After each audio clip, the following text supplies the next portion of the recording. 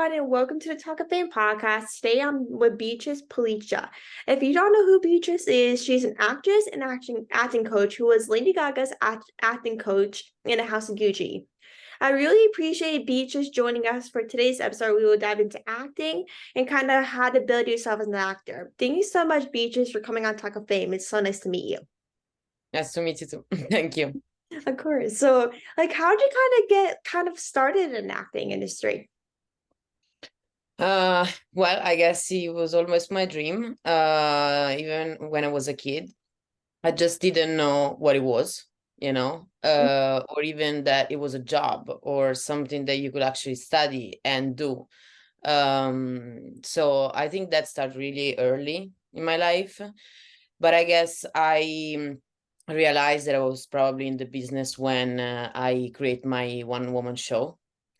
uh and at that point I had to write the show, act in it, and it was a one-woman show, so you're basically alone on Yeah. stage.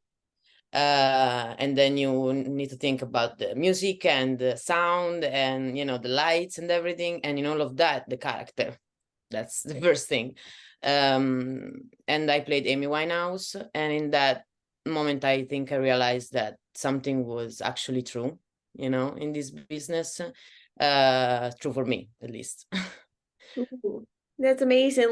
How did you kind of handle that, one woman show? Because with having a woman show, it can be so much. Yeah. With doing writing your own sometimes scripts, being alone, memorizing lines. And for me, I'm like, oh, I can't do this. I need someone to help me. But how did you kind of handle all that? I'm sure it was pretty stressful, right? Oh yeah. Yeah, actually the process was I don't know, 2 years. I work Oh. for 2 years on this character, but I had a really great help, which was my acting coach, Susan Batson, and we create this one-woman show together.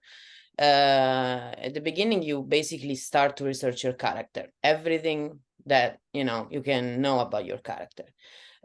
Books, interview, people that know these people that you're actually playing, this person that you're playing, and that part is really the hardest one, because you need to be really careful when you approach a new life. It's not your life, it's something that you don't know, you never experience, and there is this person that you have to create, and that's really challenging. I went to London, spoke with some of her friends, the ex-husband, also a girl that she wanted to adopt when she was still alive. So this process was really heavy. Ooh, like I could imagine because with having to do so much process on kind of real life people, it just feels like you add so much pressure to really live up to the expectation of living out a real life person and trying to get as much research as you can to get it right. Because sometimes if you don't get it right, you're like, ooh, it just brings a lot of necessarily probably he is the best word for it. The Yeah. what how you approach it. Well, I'm trying to honor my character.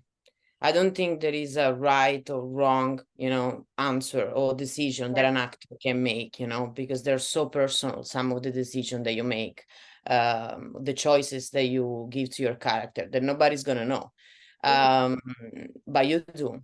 And that's heavy on you, you know. Um, so that's why I'm saying that, you know. But what techniques do you kind of use to kind of help develop your characters your acting in? I use the Susan Batso technique. I came to New York 7 years ago now to study with her. Um, I didn't know much about Susan 7 years ago, but I read something about her, and I decided to study here in New York at her studio. Um, Her method is really interesting. Like, you build a human being. Like, you're not building an idea. You're not start playing a character with nothing inside of you, you know. you just you really need to create this person. So from the childhood that this person had before, you know. Hmm. And this method really is about the truth. That's what I will say, you know. Yeah, like how are you enjoying New York, by the way? Because I'm basically like love to visit New York since I'm only 2 hours away. I'm here because I like it's one of my favorite places to visit. But how do you like enjoy New York? Like, do you like it? Do you hate it? Like, how do you kind of like feel about New York? I mean, New York is an amazing city, but it's also scary sometimes. Mm-hmm. You know, 100%. Yeah. Like it it feels definitely can be. big. Yeah, it feels so huge and big, and you know, you can get lost any second, or you know, in your life. That is something that I feel here. Yeah, like it's just New York City is just so big that you can get lost any chance you get. Like you can get lost anywhere in New York City. Like when you're trying to maybe go to the Empire State Building, World Trade Center, or 9/11 Museum, like somewhere in New York, you just go Yeah, one yeah, turn, like the GPS said to go this turn, then you get it wrong. It's like yeah. it's It really happen all the time. yeah, I literally when every time I go to New York, I always get lost. So you're not alone in that one. But like, do you have like a dream like role? Like, do you have any like particular roles that you would like to do, or previous kind of move like oldie popular movies that you would like to be part of? If they like do like a what's the word for it? Like a reprise, like doing the movie again. Ah, okay. Well, you know, during these years, you know, as an actor, you think a lot about the roles that you want to play. And of course, there are a few things that I would love to play. But after I read this book, it's a Viola Davis book, Finding Me, and she wrote something about a character that they gave it to her, a script.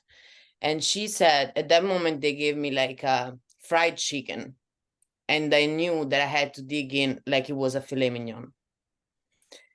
When you think about that, you're like, oh, so every role can actually be a dream role, Hmm. you know? Because sometimes the script is amazing, the character that you can play is amazing, but something else is missing. Or is the opposite, you know, everything is great, but the character, you don't really understand what is happening in the script. So you need to make a lot of choices there.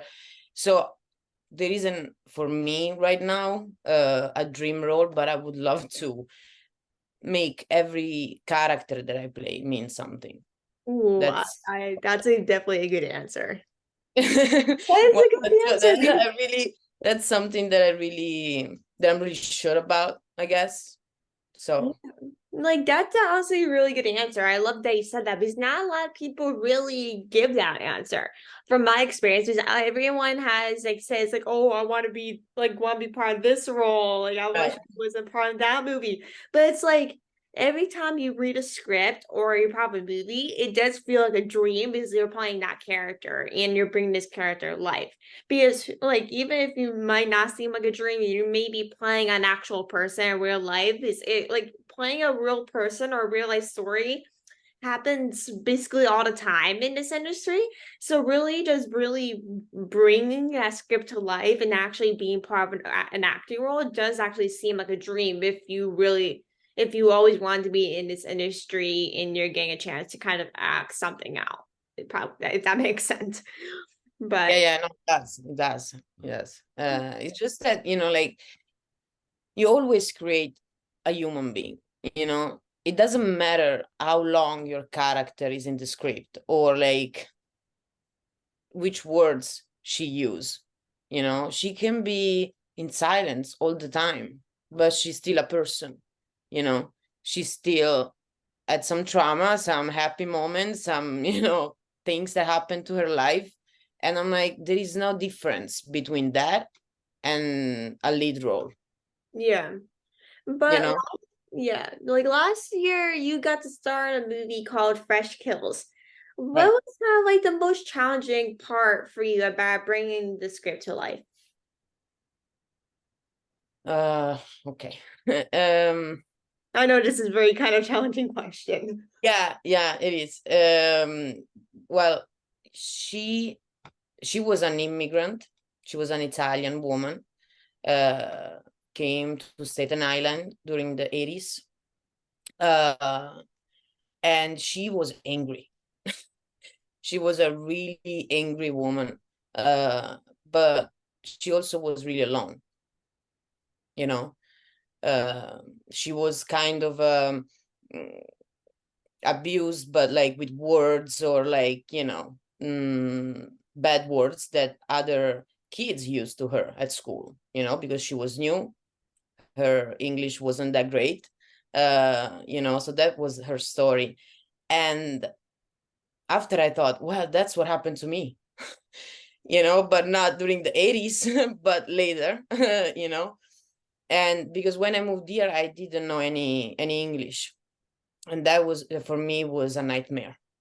Mm-hmm. Uh, it was bad. Like you are in a place and everyone speak English, but you don't. You don't understand people. They cannot understand you. Someone is laughing, someone is not, of course. Someone is helping you. And that was her story too, but was different, you know. She Mm-hmm. was different because she came to New York with her parents, so she had actually someone that she could come back home to. And that was another story different than mine because I moved here alone. But what was similar, or what I really wanted to bring with this character, was how hard it is for another person to just move to another place without knowing anything, Mm-hmm. and you're angry. You can be sad, you can be happy, you can be whatever, Yeah. but there is a reason. So I really try to find the reason that moved her to be like that. Yeah, like I love like how kind of similar like the story and your life really kind of combine is when you come to like a city and you don't know the specific language. Because with America, like most of the land is English and Spanish. There's no Pacific language. And so Right. like when you come to a new city only knowing Spanish or English, either one, it can be very difficult being to try to connect with other people that do or do not know the language. And so Right. when we like come to a different place and trying to learn this skill, it can be very hard and like depressing being able to really meet new people and also trying to learn this language so I can communicate with other people and also not feel bad for myself for being this like for using this certain language or being boring into this certain language. Yeah, yeah, but it's still hard, is that's the truth. And but I believe that the character, they give me something and they also take something from me. It's a weird relationship. But she also taught me in a way that it's okay. You cannot judge yourself all the time because your English is not perfect. You cannot stop just because your English is not perfect. You can do actually things. You can learn, you can try, and you can sometimes be wrong. But that was probably the most challenging things. Be on set and be the one that wasn't. That it's kind of, she didn't have her space in this life. Yeah, that makes total sense because like when you are on a set and like when you speak a different language, it can be very difficult. Because with my job at some points, some people do speak Spanish, and like with my job, we give away food to people that are in need, and so with some people speak Spanish, and most of the people that I work with speak English, and so it's very hard to communicate with Right. people that are speaking a different language, which can be very difficult because it's like for me, I'm just like I want to communicate with those people, even though I can't understand. I do want to communicate, so sometimes I might need to use a Google Translate or something, to Right. help translate. But it's like I understand like where you're coming from. It's not understanding what people are saying, kind of feeling not left out, but by yourself in a way, just because you speak a different language from other people that you're around on set or something. Right. But like, do you like what kind of stuck out to you when you were reading the script? Uh, I'm trying to, I mean, during the first reading, even the second, I'm trying to don't look for something. You know, I wait for the script to tell me something, because otherwise I'm afraid that I would, you know, use my life or the knowledge that I have to find something in the script, you know, that it's similar to me, that I can work with easily. And I'm like, no, it's not. I don't know this person, you know. So let's start from there, that I don't know who you are. We're probably gonna be together soon because I have to play you, but not now. So uh, I'm trying to probably after a few times look for the little things, Mhm. little behavior that make this character different. When she smiles, why she smiles like that, what make her cry, you know, what if I can see her favorite color in that, you know, for me is great because I can start to see her life, you know. So that's my first thing about the script. I want to see who she is. Yeah, the best part really about being an actor from what I hear from people that I talk to is that like you get to learn so many things about people that if you were an actor, you probably wouldn't have the chance to do.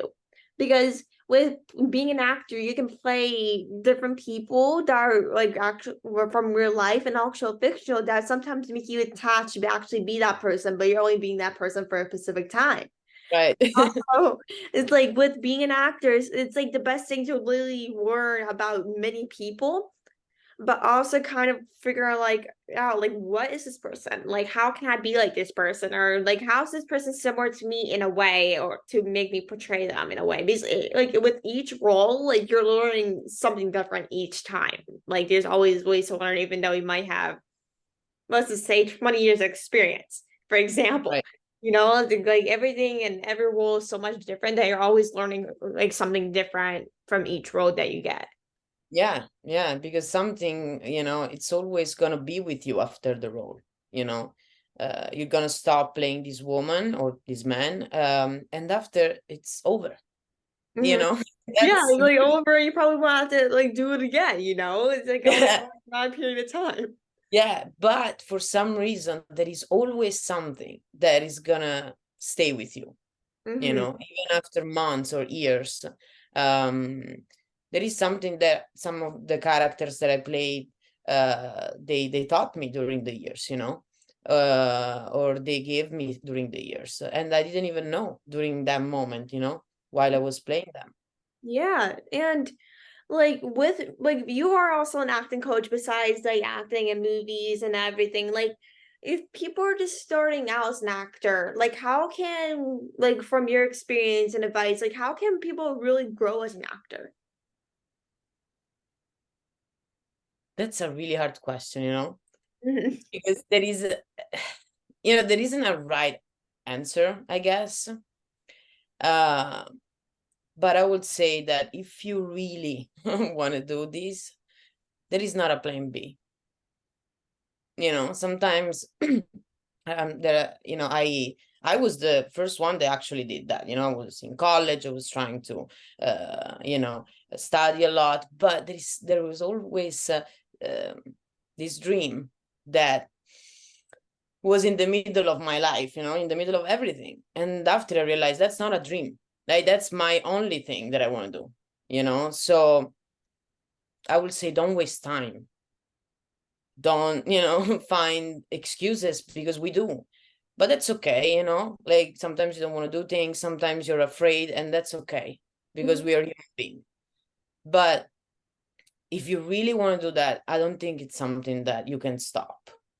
So Yeah. if you feel that thing in your stomach because that's where you feel it, well, you need to do it. But you need to do it hard, meaning study with the best teachers, study with the best coach, study with everyone actually, you know, um, because it's important that, you know, there are people that can feed you a technique or they can feed you instruments, you know, that you can actually use when you are on set, on stage, during rehearsal, you know, during all this time. And in order to do that, you need to study. You need a lot of knowledge, you know.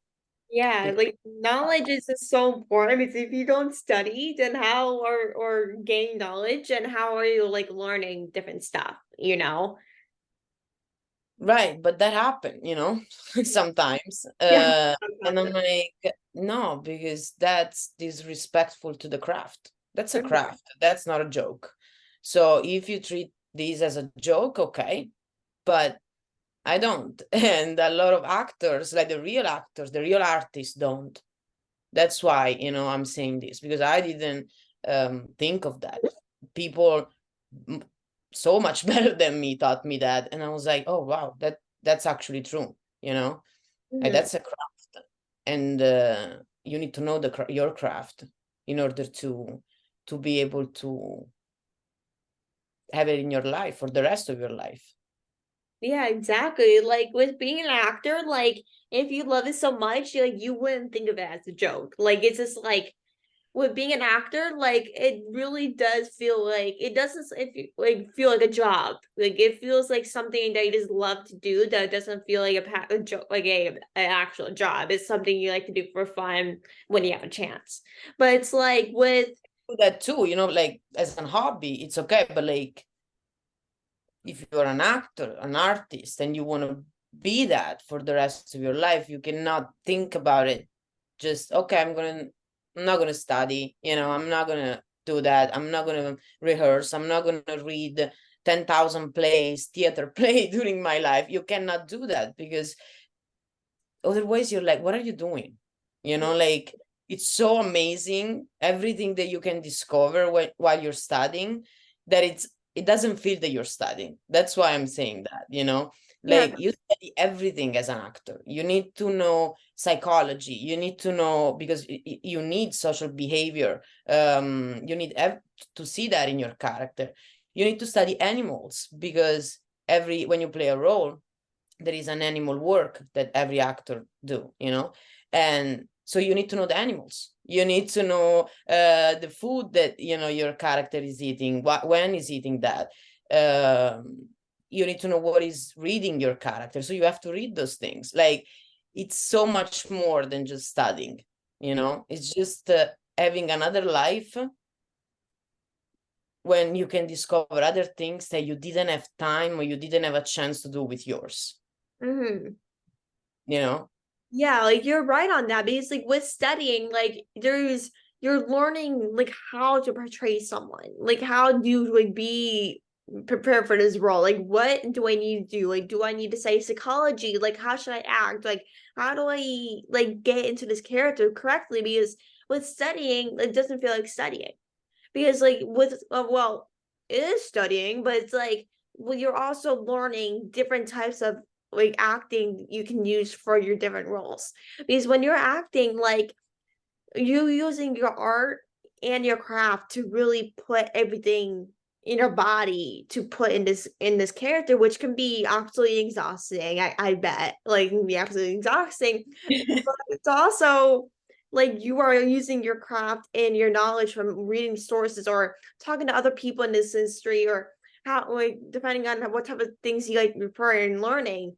But it's like everything like there's so much you need to learn to portray a character or how you should act in a moment.